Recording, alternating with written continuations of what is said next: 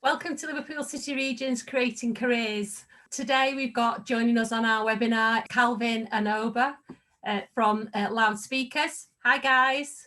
Hey. Hello. Hey. Thanks for joining us today.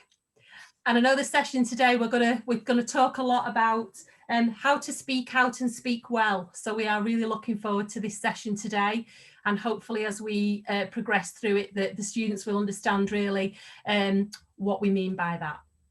So what we're going to do is we're going to obviously run through a video that you've recorded for us, and then we're going to go into a Q&A session as well. So we're looking forward to a really informative session. Our students will have completed some pre-work for this event, and then hopefully we will have some really interesting questions to put to you. Students, please use, there's a Q&A button on your screen where you can actually share those questions as we're actually going through the session today. So we're just going to go straight in and we'll play your video.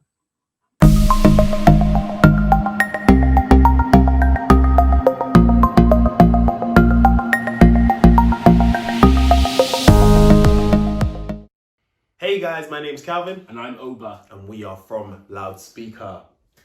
So guys, we're here to talk to you a bit about our careers journey at Loudspeaker, how we kind of came from where we were to where we are now running this business, some of the obstacles we faced along the way, some of the anxieties we faced along the way, and some of the anxieties we still face now. But to give you a bit of background at Loudspeaker, what we do is essentially run workshops which are around confidence building and public speaking for young people, like kind of college age students. You're thinking 16 to 19, maybe a bit older, maybe a bit younger, depending on the group. We come in with loads of energy, with loads of tips and tricks to try and help people get the skills they need to smash university, to smash college, and smash whatever they want to do later in life. Anything that involves communication, using your body, using your voice, that's what we're all about. If you want to know more about any of that, check us out on Instagram. We've got loads of pictures and videos of our previous sessions, of some of our content. So please feel free to upskill yourselves on our socials. So today, as I said, what we're going to be talking about is some of those anxieties, our careers journey and stuff like that. So I thought it was best to start with my man Calvin, who's going to talk to you a bit about where he's come from and what he's done. So without further ado, Calvin. So guys, I have come from the ends. No, I'm joking. So guys, yeah, originally I am from North London, where the great Tottenham and the great Arsenal live. All right, Tottenham guys. Aren't great. Tottenham aren't great. Right? Arsenal aren't any better. But yeah, guys, North London, a very, very busy area where, you know, young people are sort of given the opportunity to go to school just like everyone else, but not necessarily given the opportunity to do great things in society. Unfortunately, being the capital city, it is a very expensive place to not only live, but just to sort of grow up. Things do cost lots. Where I came from, the sort of background I came from is I single mother.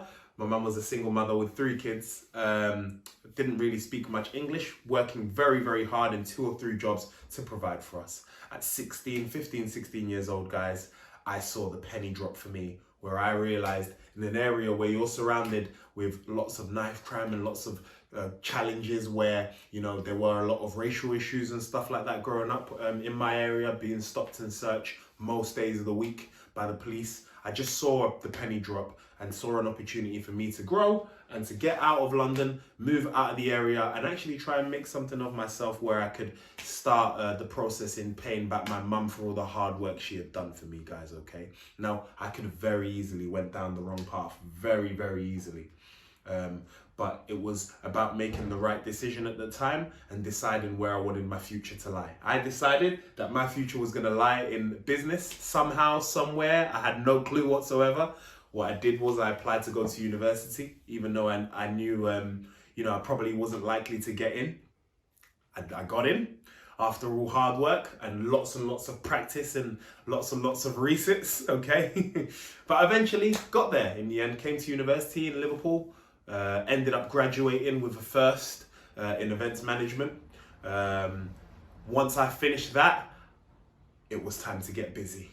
All right, it was time to get busy. So I knew this is it, guys. So while the rod was hot, I decided to take some avenues into events marketing, bit of public speaking, and landed myself a job where I met Oba and we created this beast. Calvin, what kind of jobs did you do in between where we are now doing loudspeaker and after university?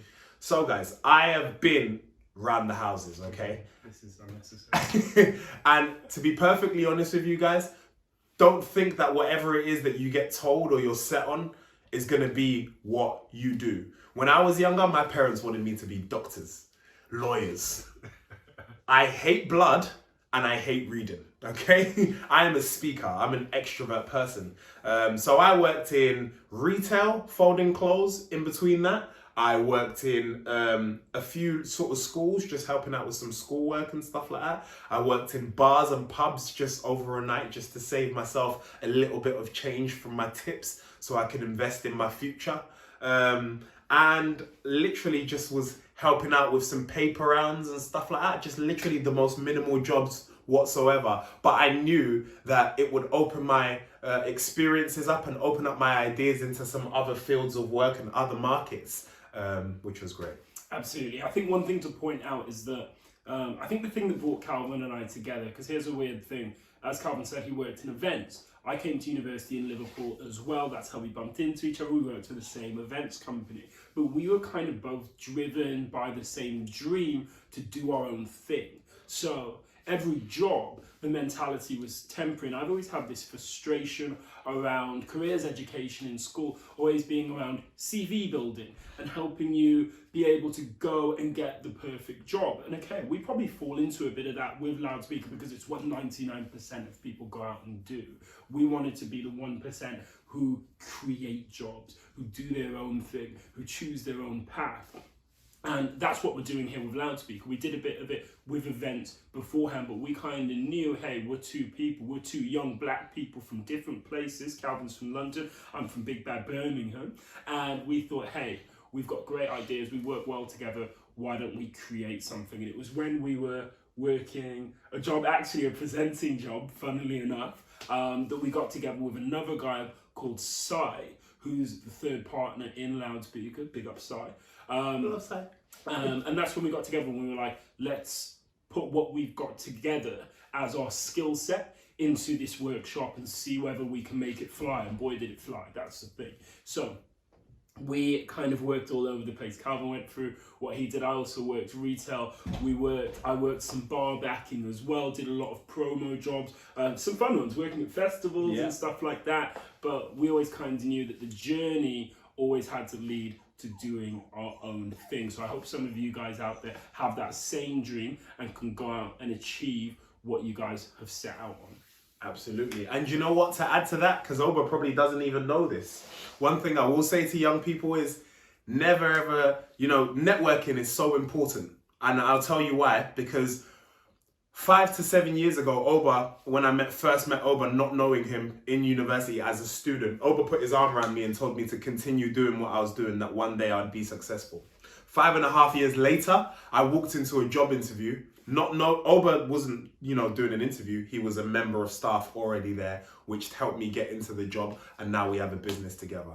All right. So no matter who it is in life you meet, network, because it's so important. You never know where you'll be in 5 years. Little did I know that someone I used to compete with put his arm around me and said, you'll do well. I'll be doing business with 5 to 7 years later, guys. All right. So definitely take a bit of that advice.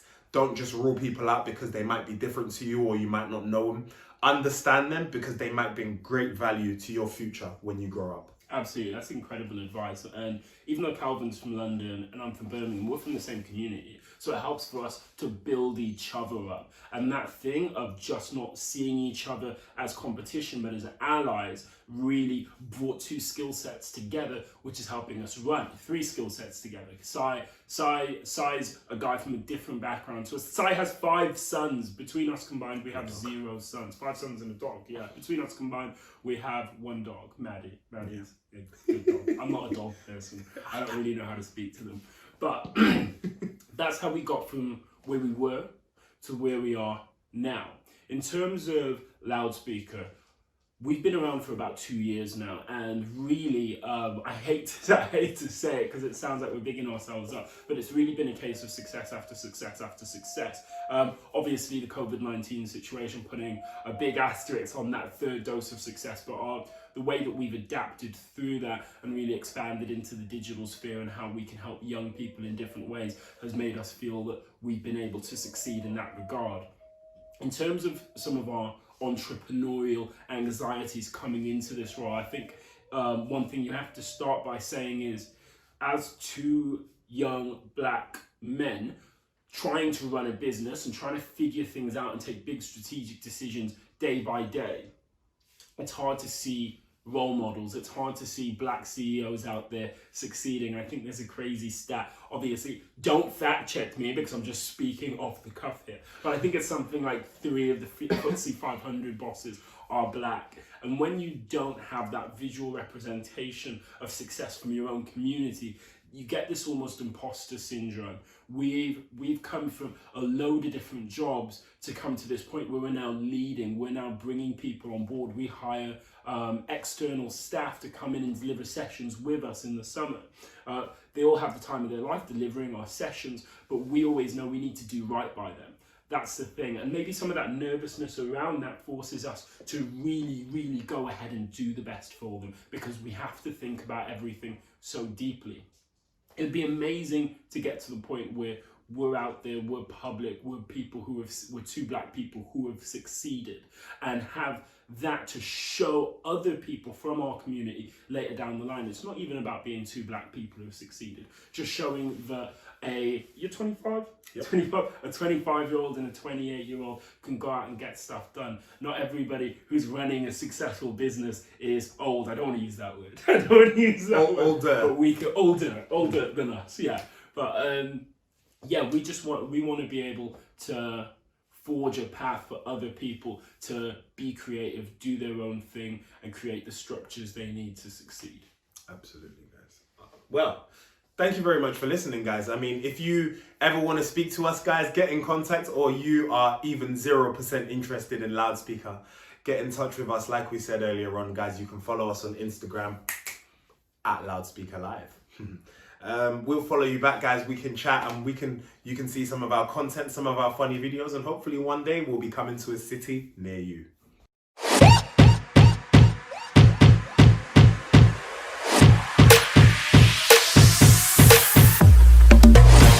Perfect. Loudspeaker out. Thank you. That was amazing and so inspirational. And I'm sure that for all our students that are watching that, if they weren't smiling, then I don't know how we're going to get them to smile today. Let's put it like that anyway. So it was brilliant. And I think we've got quite a number of questions that have been coming in. But before we do, I just wanted to sort of, I suppose, initially, I think across our young students, there's obviously, been a lot of changes and a lot of anxiety around what's been happening around COVID. So I think it's just really interesting. What we've tried to do with all of our speakers is to just say, how's that impacted in the way that you work, in the way that Loudspeaker as a business runs, and how have you sort of adapted to your working environment over the last couple of months? Okay, shall I take that? So yeah, the easy answer to that would be it's complete. Like the last few months has completely changed everything that we do in the way that we operate, in the way that we communicate with potential clients and such. Not all of it's been bad though. I think right at the start, obviously, because we're still pretty early days. I think from when you get to this December, we'll have got to 2 years since we originally had the idea of Loudspeaker. So you can split that into two quite easy categories. Our first year and a bit, where we were kind of plain sailing, and then the last 6-7 months, of course, when the environment's completely changed, as everyone knows. As you guys know, we run workshops, physical workshops in schools. So that just genuinely in the product that we provide, there's a lot of challenges being able to put that out. And we were basically at a standstill for 4 or 5 months or so. So we had to switch to digital. We had to learn how to become really comfortable being able to deliver our material over digital platforms, and also being able to source bookings and source work through digital platforms. That was one key challenge. The second key challenge was just within ourselves and as a team becoming more comfortable with the idea that we may be selling something completely different to what we originally came up with. Everything's really comfortable when you come up with something and people love it and they want to buy it. And you're really confident putting that out there. But then when something happens in the landscape whereby you have to adjust it, you have to shift, you have to sell something else and address different markets, it's hard to have the same level of confidence. So we had to build that over time to be able to go in and be successful. We feel like we have done that. We've adjusted. We've been able to do that. But half of it was technical, being able to change technically what we did. And the second half of it was internal, having the confidence in ourselves to be able to go out and do that. And do you think our students have adapted well to, obviously they're doing a lot of different things, they're either learning online or they're coming onto sessions like this online. How have you found your interaction with students over this period? Well, so this is where you can say that there's been a huge benefit. There's been a huge upside to some of the stuff that's happened over the last few months. Just for example, we're sitting here talking digitally to all you students, to you guys here. We have the ability, and students have the ability to access so much more content, whether that's educational content and entertainment content, whatever it is. So we're able to get our message across and different messages across to students in loads of different ways. And those students who want to find opportunities, who want to access as much information as possible, this is absolutely perfect because there's so much out there that you can access in your own time, that you can access live. You can access the ideas from people halfway around the world, halfway around the country. And students are absolutely taking this opportunity to make sure they are getting as much as possible. So we absolutely love to see it. Great. So should we go to our first question? So let me have a look. Who should we go with? So I'm taking my jacket off for this. Get myself ready. But you're going to leave your hat on. I'm leaving the hat on. The hat means business. Calvin, sure. So the question is, let me just reword. Yeah. So do you think, or when do you think the penny dropped and when you decided that you wanted to focus on your career? That is such a good question. Has the penny dropped yet? Yeah. No, guys, that's a great question. Originally, so just a bit, more on the background stuff. Where I come from, like I said, there is a massive, there's a high rate in knife crime, gun crime, robberies, burglaries, and not because that's sort of the environment my mum wanted to raise me in. It's just the situation at the time. Now, I knew as a young person that I loved, getting out of what I'm used to, getting out of my comfort zone. So when I realized that penny drops was one day when, my mum came home and I was in a football academy at the time, actually. I used to play football for Southampton. Little fact, Google me. And one day I realized that I couldn't get back and forth. So I'd signed for a new team, Bishop Stortford, non-league football. I was in the academy. I was there for 2.5 years doing a YTS. And one day it was sort of time to travel. It was coming after a Christmas break. And my mum said that she didn't have the money to sort of give me to get me there because it was quite a distance from London. And, we didn't have like transportation. So getting across was tough. And my friend, a good friend from football, actually, they kind of let me stay with them. They're really wealthy family. And we just met at football, but we connected no matter where we came from. Me and him were just great people. And when I realized that I had to stay with him 3 times a week to be able to afford to get back and forth was when I was like, no, my mum has worked so hard for me in life. I really, really need to make something of myself so I can then give her back what she's done for me. So that was my motivation. That's what motivated me. It was the fact that, I knew we were in a situation. I had a decision to make whether I want to remove myself from it. Because when you're in an environment like that, it's very easy to go down the wrong path, guys. Very, very easy. So that was when the penny dropped for me. Right, go and do something with yourself. I literally had no friends in Liverpool. I picked Liverpool because it was the furthest place on the map that I looked at that I'd known. And I was like, right, I'm going there, well away from what I'm used to, well away. And I literally closed that book, move on, and started a whole new life. So you picked a great city to come and live in. Liverpool's good, yeah. I love Scouse, the soup with the bread. I've still never had Scouts. It's so good. I've lived here 10 years. It's fantastic. It's amazing. All of our students will have all been living on that for all of their life. That good stuff. And you know what I heard, Jill, is the Nans make it the best. Right. I heard the Nans make the best Scouse. Oh my gosh.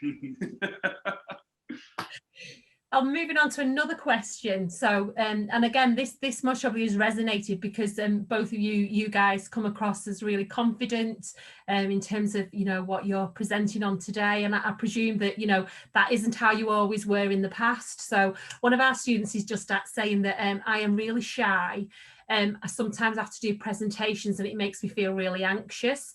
So what can I do to help me? I'll overtake this one. Okay, so there's a few things with that, and this is really the nuts and bolts of what we do as an organization, really. And I guess there's two sides. The way a loudspeaker session looks at it is two things. So there's things you can do, basically, firstly, to hide nerves. Loads of people get nervous about public speaking, and there's probably nothing I can tell you right now that will make you not nervous the next time you speak. Firstly, we've got to accept that you will be nervous next time you speak. You've got to look at it as more of a long-term thing, so you can look at public speaking and communication more generally as a skill that you can improve to help you be able to get opportunities and do really well and just feel more confident in general. So there's things you can do to hide nerves, like I don't have enough time over this call to be able to get to sort all the things out of the body, but you need to get your stance right. You can do things with your hands, just keeping them together and not doing anything too crazy with them so that you don't have those shaky, sweaty palms which are causing you even more stress. Just things which kind of make things easier, looking more professional instead of engaging at first, just so you show yourself that you can speak professionally to a room. Then the second side is up in here, winning the mental battle when it comes to public speaking. And as I said, firstly, you need to accept that you will be nervous because it's a scary thing. People are judging you. Firstly, we need to care less about that judgment. It's not that deep. Most of the time that we're speaking, we are putting far more stress onto ourselves and the outcome from it than really it should happen. We are imagining this judgment. And we have a golden rule at Loudspeaker, which is that when you're speaking to a room, everybody wants you to do well. Even this, us talking to you guys digitally, you guys want us to succeed because you don't want to listen to some dead out talk with two guys talking about stuff they don't know anything about. You guys want us to succeed, and that makes us feel better being here. And then the third thing I'd say is embrace the idea of failing better, whether that's speaking to a room, whether that's in business for yourselves or anything you do. If you're taking up a new instrument or starting a new language, embrace the idea that you might not be great at it from the word go.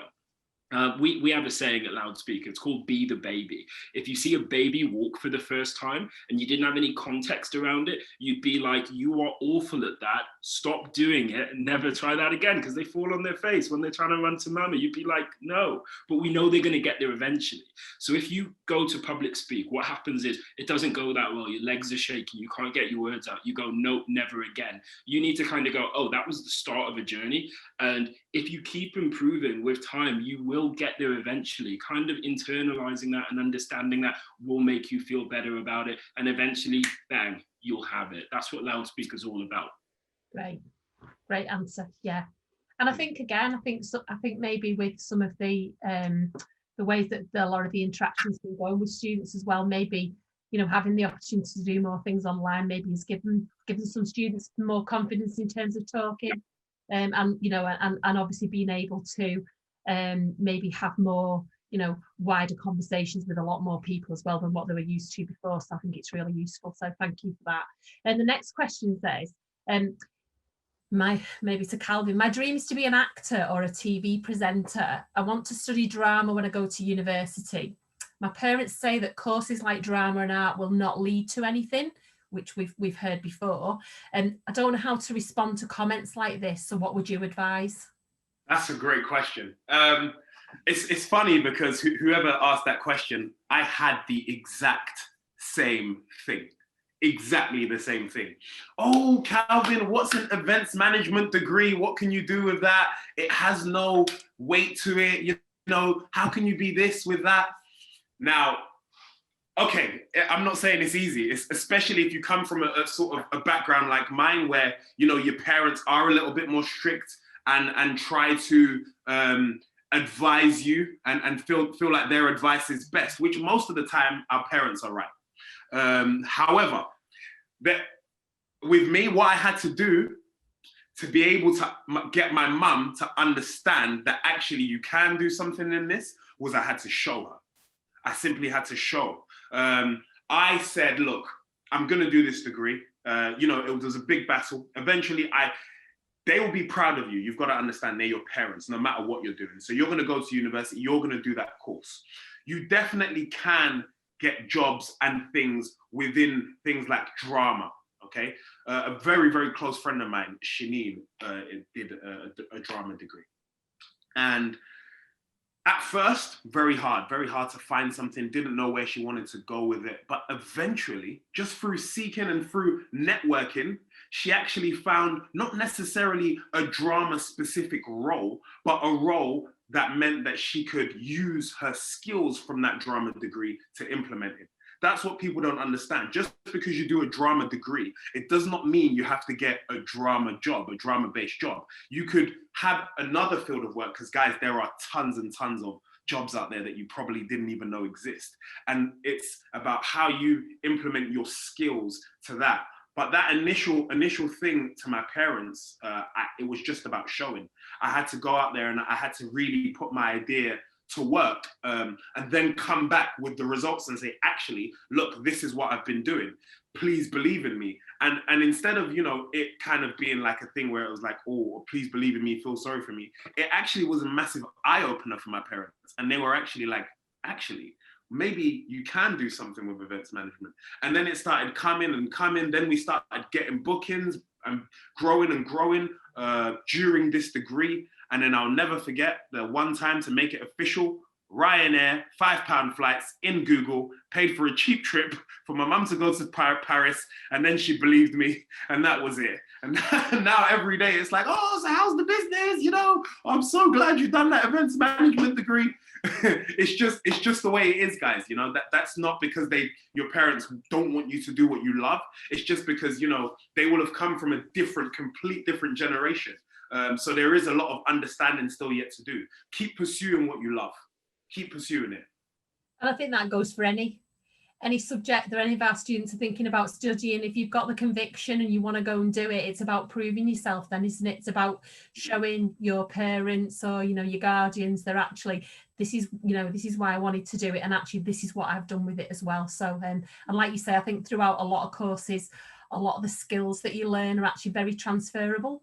Absolutely. It's not just drama skills, it's skills that you'll learn for life, and you can take them into any pathway that you decide to go down. So yeah, no, that's great advice as well. I just wanted to maybe just touch on something that you alluded to when you were chatting, something that I thought about, that you talked around working together and the fact that you'd met earlier, and then obviously that you came back together again. And I think the one thing that maybe came out from that conversation was that it's around the team and you working as a team together, and you can obviously see that from the way that you're obviously talking together. But I just suppose wanted to just widen that discussion really around that focus on being a team and the way that you obviously collaborate and share your expertise across not just both of you, but obviously your wider team that you work with. Sure. So yeah, well, this is great because, like I said, in that video, Oba and I were competitors. I was putting on events in Liverpool, big shows, and Oba was also doing the same thing, putting on massive shows for students and club nights, as you guys will probably realize, like the Freshers Week stuff when you go to university. So actually, me and Oba saw each other as competitors. And then eventually you kind of realize, why? why am I seeing him as a competitor? And like I said in the video, he put his arm around me and said, keep doing what you're doing, you'll grow. 5 years later, seeing each other, seeing Oba in the interview for the job that I went to apply for before we started the business, it almost like I walked in that room and the joy I felt that I knew someone who had already worked there. So I thought to myself, this is great. This is someone who actually I didn't push away in my growing. When I saw him as a competitor, I kept him in. And look, a few years later, we've reconnected. Guys, one important thing about, if it's just not even more of a careers lesson, but a life lesson, is just don't brush people out just because you don't know them, or because they might come from a different background to you, or there might not be people you'd associate with every day, or, you know, and I know a lot of you young guys are so cool now, it's unbelievable. You know, trends are a massive thing now. Don't not be friends with someone because they've not got the Just Do It bag or the Alexandra McQueen's, because me and Oba are two completely different people. But imagine where I'd be sitting today if I'd have ruled it out. Now I understood that actually you've got to keep people close, and that way, because you never know where you're gonna go from the situation and what will come up. What's your thoughts on it? Yeah, Calvin was going to rule me out because I didn't have Alexander McQueen's and the Just Do It. I wasn't cool. Calvin's cool. But no, Calvin got it exactly right. Like, there's such an important thing to making friends, networking, we call it in business, and growing your network so the right people are around you when you have the right idea. That's what we had. We are two completely different people with two completely different skill sets. And then Sai adds to that bit as well. As I said, there's three of us who run Loudspeaker. Big up Sai, who's not with us here today. So what happens when you have a team of people running a business? And let me tell you this, when I used to do events, I did that on my own. You're not on all the time. Nobody is. And you get ill as human beings. You get sick, you go up, you go down. And when you're down doing something on your own, you're not making any money when you're trying to run a business on your own. As a team, we're able to let the best parts of ourselves shine. We're able to, when you are down, somebody can pick up the slack. If you have a bad idea, somebody has a better idea, and you go that way. And it's just about trust and working with each other and finding ways to work better. Yeah, as a team, sometimes there's conflict, but luckily we're friends, all three of us, we're all friends, and we have ways to solve conflict. We have ways to get through. And conflict is good in business. Conflict is absolutely something that means you are having loads of different ideas come together to go in the right direction. If you're a business of three people and there's no conflict, everyone's all yes to everything, you're not going to improve, you're not going to grow. So you want to have a team, you want to have a culture where people are able to generate ideas and not scared to say stupid ideas, because for every 3 stupid ideas, one of them is genius. And it's about trying to pick that genius out of this culture of crazy stupid ideas. And then really it's about, the last thing I want to say about teamwork is that it's about accountability as well. It's about knowing that you have each other's back, but also knowing that you don't want to look each other in the eye and go, oh no, I haven't done this thing. Like, it's about making sure that you are working for each other. I am not working to make myself rich. I'm working to make Calvin rich. I'm working to give Sai an early retirement. That's what it's all about. And that's why you want to work with people as a team and you don't want business to just be about greed, selfish, all this kind of thing. You want to be able to work with the kind of people you want to grow with and you want to help out. And guys, team might not necessarily mean friendship. Yeah. You know, this could be completely random people. That's what you got to understand. Calvin tells me every day that we're not friends, we're colleagues. Tells me that every day, sets boundaries. You've got to, you know, I think back now, like even in school, like just before you guys, so you guys are sixth form college, before that in school, I think about how many friends from school that I speak to now. None. Not one person from my school is a friend of mine still now. And when I was younger, I used to think, yeah, me, Jamal, and Chris, we're gonna take over the world. we're gonna like own Ferrari, and you're not, right? It's not necessarily those people because they're your mates that they're the people that you're gonna work with and be successful with. I did not know Oba at all. And then we created this team and used ourselves and our energy to then create a wider team who live off the same morals and the same ethos. Work as a team. There's nothing better than 3 or 4 minds. Your mind will eventually run out of batteries and you need the people around you to pick you back up, like Oba rightly said. Yeah. I've got a very quick question for both of you before we nearly finish the session. So who inspired you both as you were growing up? You want to go first? Yeah, so I'll go. Okay, so I'll try and think of a better answer as well because it's a bit cheesy. Look, your parents are always going to be loads of inspiration for you. My parents grew up in Nigeria, moved out of Nigeria, my mum studied medicine in this country. They went back to Nigeria, went to Saudi Arabia to make money, then came over to England. So they're first generation immigrants to this country and they absolutely smashed it. It puts a certain pressure on one, but good pressure to be able to go out and go, hey, look, Calvin and I's backgrounds, as you can tell from what I just said, are really, really different backgrounds. And there's a certain level of privilege that my parents have given me that I absolutely have to go, hey, I'm not being dealt this hand and not making the absolute most of it. So my parents have absolutely inspired me to go out there, use the skills at your disposal to make as much of them as possible. So yeah, I'd say both of them equally. I can't pick a favorite, even though they say my sister's their favorite. She's studying medicine, so it was never a fair race. But yeah, my parents are great. And a Maguna, so big up Thierry Henry, record goal scorer. That inspired me. How about you, Calvin?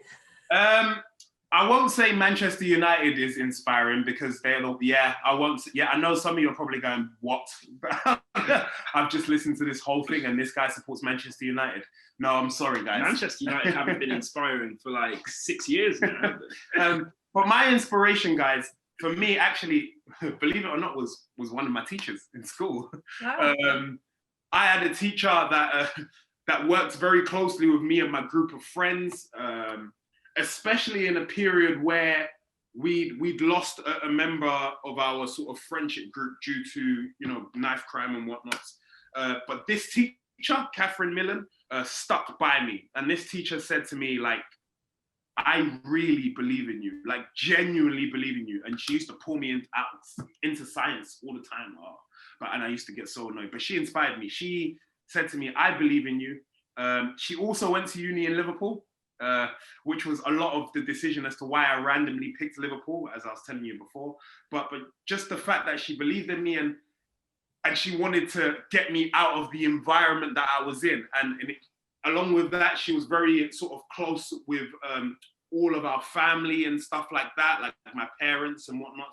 But she was the one that kind of gave me that motivation to go and do better and to do better for my family. And that's the reason why I do what I do today is to obviously do them proud. Great. Thank you. I think we're running out of time today, but I know that obviously we will also be sharing with all of our students across Liverpool City region the competition that we're going to be running on the Big Speak. So I know that that's your aim, is to sort of help BAME students with confidence. And I know maybe some of that links into our diversity around our Liverpool City region as well.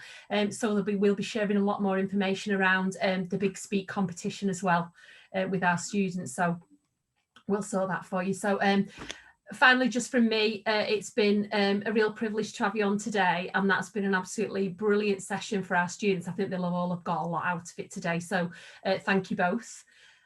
Students, please don't forget to check out the Creating Careers roadmap to actually evaluate today's session. All of our live employer videos, timetable, and all the resources for these sessions can be found on our website, which is growthplatform.org/talent/careers-hub/.